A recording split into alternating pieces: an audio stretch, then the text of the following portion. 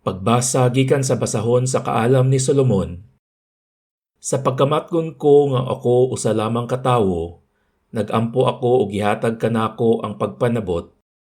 Miabot kanako ang espiritu sa kaalam.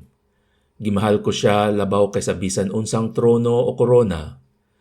Walay bali ang bahandi kun itandi kaniya. Ang mahalon nga mga alahas dili makatupong sa iyang bili. Kung itupad sa kaalam ang tanang bulawan sa kalibutan, daw usa lamang kapudyot nga balas, ug ang plata dili mo bili labaw sa lapok. Gimahal ko siya labaw sa maayong panglawas ug sa maayong panagway. Iyaha sa kaalam ang usa ka kasanag nga dili gayud moawop, ug ipalabi ko kini labaw sa bisan unsang kahayag. Sa pagkunsad sa kaalam nganhi kanako, miabot uban kaniya ang tanang maayong mga butang. Gidad-an ako niya sa dili ikaasoy nga mga bahandi.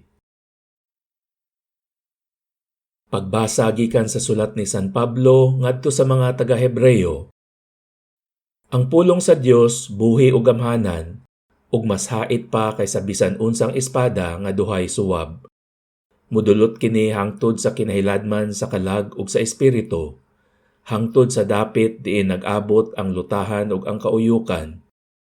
Nag-usisa kini sa mga tinguha ug hunahuna sa kasing-kasing sa mga tawo. Walay butang matago gikan sa Dios. Ang tanan dayag ug makita sa iyang mga mata, ug kitang tanan maghatag kaniyag husay sa atong binuhatan. Pagbasa gikan sa Ebanghelyo sumala ni San Marcos. Sa diha nga mulakat na unta si Jesus, may tawo nga midagan ngadto kaniya, miluhod sa iyang atubangan ug nangutana, maayong magtutudlo, unsa may kinahanglan kong buhaton aron madawat ko ang kinabuhing dayon. Nangutana si Jesus kaniya, nganong miingon ka man nga ako maayo? Walay maayo gawas sa Dios. Nahibalo ka sa mga sugo, ayaw pagpatay, ayaw panapaw, ayaw pangawat, ayaw pamakak, ayaw panlimbong, tahura ang imong amahan ug inahan.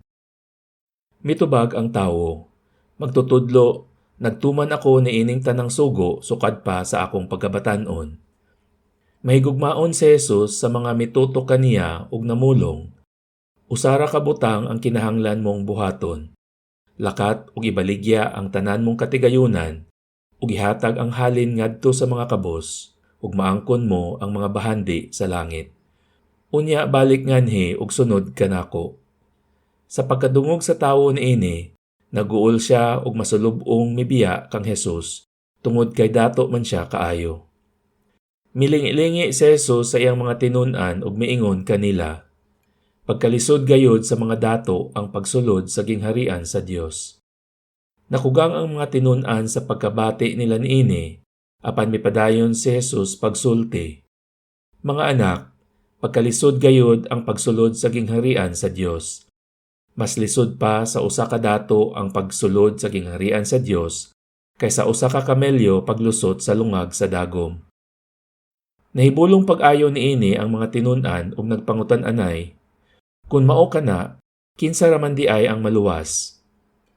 Mitutok si Jesus kanila og mitubag, dili kini mahimo sa tawo, apan mahimo sa Dios, kay ang tanan mahimo gayud sa Dios. Unya misulti si Pedro, nasayod ka nga gabiyaan namo ang tanan ug misunod kami kanimo.